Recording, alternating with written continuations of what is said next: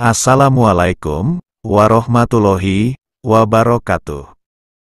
Syaikh Muhammad Mahfuz bin Abdullah At-Tarmasi. Nama lengkapnya adalah Muhammad Mahfuz bin Abdullah At-Tarmasi. Populer disebut Syekh Mahfuz Termas. Dialah ulama Jawa paling berpengaruh pada zamannya. Syekh Muhammad Mahfuz Termas lahir di Termas, Pacitan, Jawa Timur, pada 12 Jumadil Ula 1285. Tanggal 31 Agustus tahun 1868, dan bermukim di Mekah sampai beliau wafat pada 1 Rojab 1338. Tanggal 20 Mei tahun 1920. Mahfuz amat berjasa dalam memperluas cakupan ilmu-ilmu yang dipelajari di pesantren-pesantren di Jawa, termasuk hadis dan usyul fikih. Pengembaraan intelektual untuk mengetahui sejarah pendidikannya, guru dan ilmu-ilmu yang dipelajari oleh Syaikh Muhammad Mahfuz Termas tidaklah terlalu sulit, karena sejarah hidup beliau dapat ditemukan dalam karya-karya beliau. Dalam kitab Muhibah Zil Fadli jilid keempat yang merupakan salah satu karya beliau, dikatakan bahwa beliau pada masa mudanya banyak menimba ilmu kepada ayahnya sendiri, Syaikh Abdullah bin Abdul Manan At-Tarmasi. Dari ayahnya beliau mempelajari Syarah Al-Gayah li Ibni Qasim Al-Guza, Al-Manhaj Al-Qawim, Fathul Muin, Fathul Wahab, Syarah Syarqawi Al-Hikam dan sebagian tafsir Al-Jalalain hingga sampai surah Yunus. Merasa haus akan ilmu dan setelah banyak belajar kepada ayahnya, Syekh Muhammad Mahfuz Termas kemudian memilih merantau ke Semarang untuk belajar kepada Kiai Muhammad Soleh Darat, pengarang kitab Munjiat yang membahas penyakit hati atau sifat-sifat yang tercela dan sifat-sifat yang terpuji. Konon Kiai Haji Solih Darat ini mengajarkan kitab Munjiat karangannya yang berbahasa Jawa ini di Masjidil Haram Makkah diterjemahkan dalam bahasa Arab. Di bawah bimbingan Kiai Soleh Darat ini, beliau mempelajari Syarah Hikam, 2 kali hatam, tafsir Al-Jalalain, 2 kali hatam, Syarah Al-Mardini dan Wasilah At-Tulab, Falak.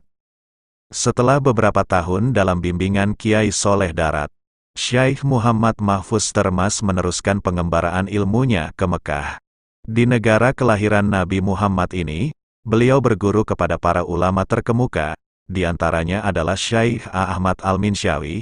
Dari ulama ini, beliau belajar qiraah asyim dan tajwid, sebagian syarah Ibnil Qosy Al-Syatibiyah. Dalam waktu yang bersamaan, beliau juga belajar kepada Syekh Umar bin Barokat Asyami, dengan mempelajari syarah Syudurudahab li Ibni Hisham. Juga kepada Syaikh Mustafa Al-Afifi, dengan mengkaji kitab syarah Jamil Jawami, Lil Mahali dan Mukni Al-Labib. Sohi Al-Bukhari kepada Sayyid Husain bin Sayyid Muhammad Al-Habsyi. Sunan Abi Daud, Sunan Tirmidi dan Sunan Nasai kepada Syekh Muhammad Said Babasail. Syarah Ukudul Juman, dan sebagian kitab As-Sifa, Lil Qodi Al-Iyad kepada Sayyid Ahmad Az-Zawawi. Syarah Ibni Al-Qosy, Syarah Ad-Dura Al-Mudi'ah, Syarah Taibah An-Nazr fil Qiraat Al-Asyar, Ar-Raud dan Nadir Lil Mutawali, Syarah Ar-Ra'iyah, Itof Al-Basyar fi Al-Qiraat Al-Arba'ah Al-Asyar, dan Tafsir Al-Baidawi bi Hasyiyatihi kepada Syekh Muhammad Asyarbaini Ad-Dimyati. Dalailul Hairat, Al-Azab, Al-Burdah, Al-Awaliyat Al-Ajluni dan Muwato, Imam Malik kepada Sayyid Muhammad Amin bin Ahmad Ridwan Al-Madani serta ulama-ulama terkemuka lainnya, seperti Syekh Ahmad Al-Fatoni dan Syekh Nawawi Banten, salah satu ulama Indonesia yang juga bermukim di Mekah, sedangkan guru utama beliau yang paling banyak mengajarnya pelbagai ilmu secara keseluruhannya ialah Sayyid Abi Bakar bin Sayyid Muhammad Asyato, pengarang kitab I'anatut Tholibin, Syarah Fathul Muin. Konon katanya, salah seorang ulama Patani, Syaikh Ahmad Al-Fatoni memiliki hubungan yang erat dengan Sayyid Abi Bakar Asyato.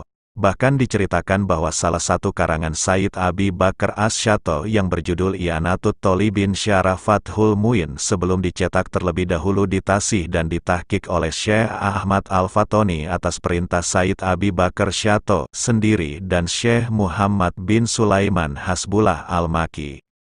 Dan diceritakan pula bahwa yang pertama kali mengajar kitab I'anatut Talibin di dalam Masjid Al-Haram ialah Syekh Ahmad Al-Fatoni. Semua murid Said Abi Bakar Syato pada zaman itu termasuk Syekh Muhammad Mahfuz Termas hadir dalam halaqah atau majlis pengajian Syekh Ahmad Al-Fatoni itu. Dalam kaitannya dengan penimbaan ilmu, Syekh Mahfuz memiliki karya khusus yang mencatat semua sanad dari setiap ilmu yang beliau pelajari. Beliau kumpulkan dalam karyanya yang berjudul Kifayatul Mustafid. Dalam pengembaraannya di Mekah, beliau semasa dan seperguruan dengan Syekh Wan Daud bin Mustafa Al-Fatoni, 1283 Hijriah 1866 Masehi sampai 1355 Hijriah 1936 Masehi, Mufti Pulau Pinang Haji Abdullah Fahim serta ulama lainnya. Syekh Mahfuz tidak kembali ke Nusantara, memilih berkarir di Makkah, tempat dia menjadi guru yang ulung. Sewaktu Syekh Abdullah wafat pada tahun 1894, adiknya, Dimyati yang menjadi kiai di Tremas.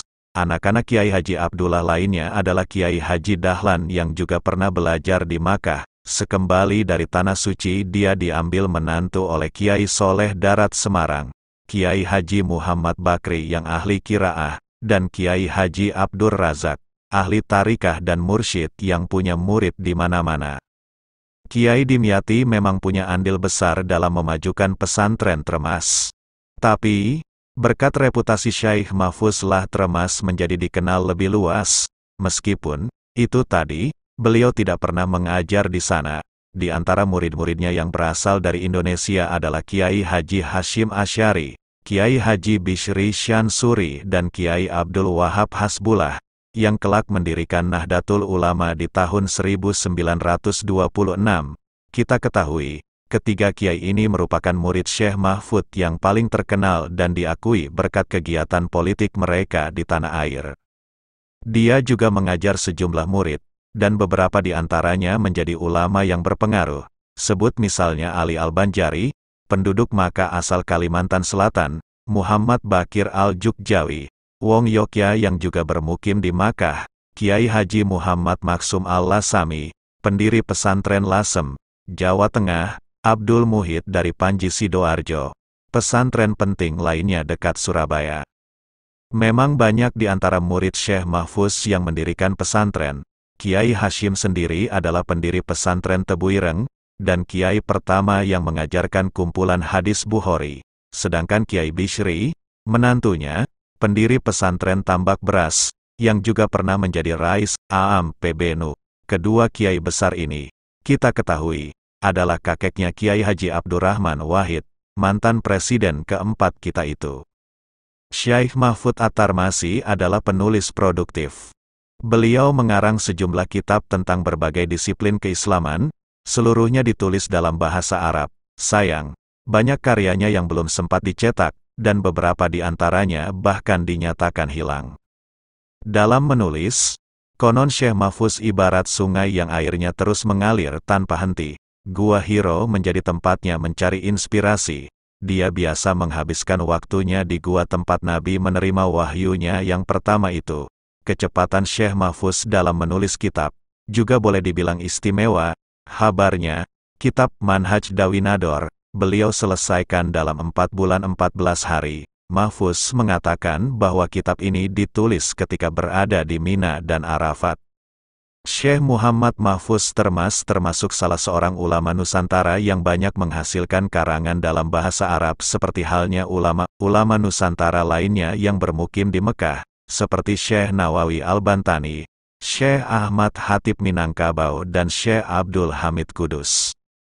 Di antara hasil karya beliau adalah As-Sikoyatul Mardiyah fi Asamil Kutubil Fikiyah li Ashabina Syafi'iyah, selesai penulisan pada hari Jumat, Sya'ban 1313 Hijriyah, dicetak oleh Matba'ah At-Tarokil Majidiyah Al-Usmaniyah, Mekah, tanpa tahun. Muhibah Zilfatli ala Syara al-Alama Ibnu Hajar Muqaddimah Bafadal. Kitab fikih 4 jilid ini merupakan syarah atau komentar atas karya Abdullah Bafadol, Al-Muqaddimah Al-Hadromiyah. Kitab ini boleh dibilang jarang diajarkan di pesantren, Lebih banyak digunakan oleh kiai senior sebagai rujukan dan sering dikutip sebagai salah satu sumber yang otoritatif dalam penyusunan fatwa oleh para ulama di Jawa. Kitab ini terdiri dari 4 jilid. Jilid pertama diselesaikan pada 25 Safar 1315 Hijriah. Jilid kedua diselesaikan pada hari Jumat, 27 Rabiul Akhir 1316 Hijriah. Jilid ketiga diselesaikan pada malam Ahad, 7 Rojab 1317 Hijriah. Jilid keempat, diselesaikan pada malam Rabu, 19 Jumadil Akhir 1319 Hijriah. Dicetak oleh Matba'ah Al-Amirah Asyarfiyah, Mesir, 1326 Hijriah. Kifayatul Mustafid 5 Alaminal Asanid, diselesaikan pada hari Selasa, 19 Safar 1320 Hijriah. Kandungannya membicarakan pelbagai sanad keilmuan Syekh Muhammad Mahfuz bin Abdullah At-Tarmasi atau ada yang menyebut At-Tirmisi. Dicetak oleh Matba'ah Al-Masyad Al-Husaini, nomor 18 Syar'i Masyad Al-Husaini, Mesir, tanpa tahun. Kitab ini ditashih dan ditahqiq oleh Syekh Muhammad Yasin bin Isa Al-Fadani Al-Maki, Al-Mudaris Daril Ulumid Diniyah, Mekah. Manhaj Zawin Nazar fi Syarhi Manzumati Ilmil Atsar, diselesaikan pada tahun 1329 Hijriah atau 1911 Masehi. Kandungannya membicarakan ilmu mustolah hadis merupakan syarah Manzuma Ilmil Atsar karangan Imam Jalaluddin Asyuyuti.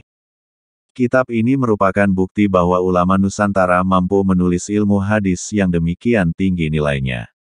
Kitab ini menjadi rujukan para ulama di belahan dunia terutama ulama-ulama hadis. Dicetak oleh Matba'ah Mustafa Al-Babi Al-Halabi wa Auladuhu, Mesir, 1934 Masehi.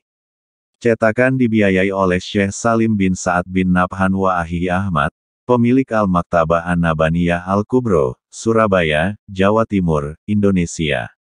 Dua kitabnya di bidang usyul adalah Nailul Mamul, syarah atas karya Syekh Zakaria Ansori, Lub al-Usyul, dan syarahnya, Goyat al-Wusyul, dan Isaf al-Mutali, syarah atas berbagai versi karya Syekh Subki, Jamul Jawamik. Sebuah kitab lainnya mengenai fikih yaitu Takmilat al-Minhaj al-Qawim, berupa catatan tambahan atas karya Ibnu Hajar al-Haytami, Al-Minhaj al-Qawim.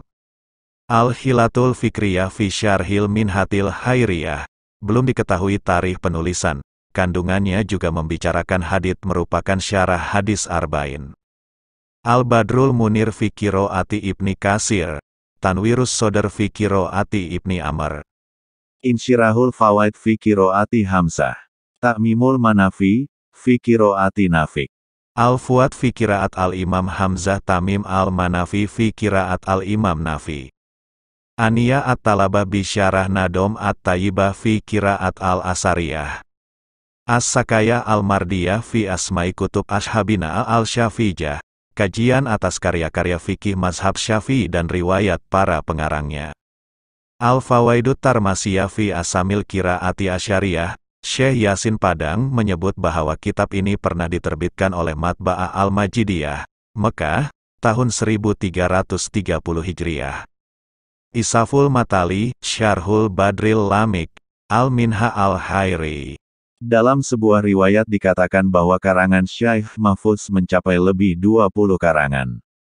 Mengingat karyanya yang berbagai-bagai itu, tidak berlebihan kiranya jika Syekh Yasin Al-Padani, ulama Makkah asal Padang, Sumatera Barat, yang berpengaruh pada tahun 1970-an, menjuluki Syekh Mahfuz At-Tarmasi, Al-Alamah, Al-Muhadis, Al-Musnid, Al-Faqih, Al-Usuli dan Al-Mukri.